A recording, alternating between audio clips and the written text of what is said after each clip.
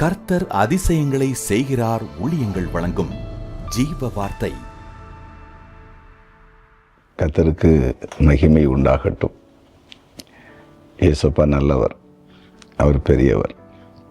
இந்த நாளில் அற்புதங்களை செய்கிற ஆண்டவராக அவர் வெளிப்பட போகிறார். உங்கள் வாழ்க்கையில் என்ன நன்மை தேவைப்படுகிறதோ அதை ஆண்டு நிச்சயமாய் தருவார். சொந்து போக வேண்டாம். இந்த நாள் ஒரு அற்புதத்தின் நாள். உங்கள் தூக்கத்தை சந்தோஷமாக இயேசுப்பா மாற்றுவார்.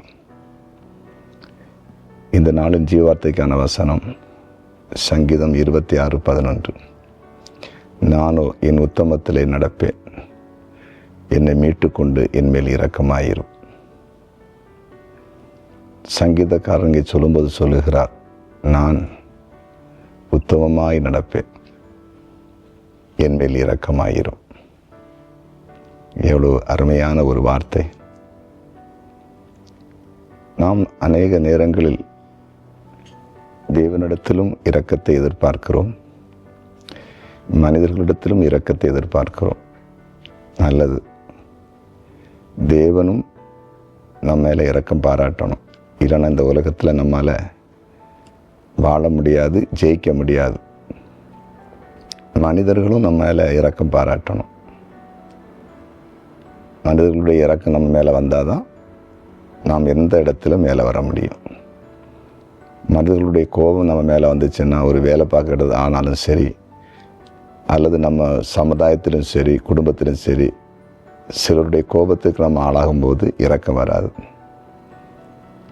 அப்படின்னா இரக்கம் தேவனிடத்தில் நமக்கு இரக்கம் அவசியம், மனிதனிடத்தில் இரக்கம் அவசியம். இந்த இரக்கம் கிடைக்கிறதுக்கு சங்கீதக்காரர் என்ன சொல்கிறாரு? நான் உத்தமத்திலே நடப்பேன், என் மேல் இரக்கமாயிரும். நம்ம வாழ்க்கையில் உண்மையும் உத்தமமும் மிக மிக அவசியம். அது என்ன செய்யுதுன்னா, தேவனிடத்திலிருந்து மனுஷனுடைய இரக்கத்தை கொண்டு வருது.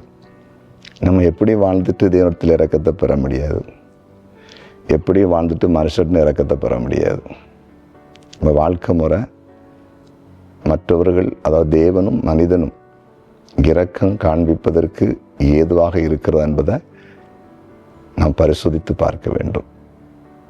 பரிசோதித்து பார்த்து நம்ம வாழ்க்கையில் இருக்கிற குறைகள், குற்றங்களை விட்டுட்டு தேவனுக்கு முன்பாக நான் உண்மையும் உத்தமமாக தான் வாழ்கிறேன், சமுதாயத்திலும் உண்மை உத்தமமாக இருக்கிறேன் அப்படிங்கிற ஒரு நம்பிக்கை நமக்கு இருக்குமானால் நிச்சயமாக இரக்கம் கிடைக்க போகுது.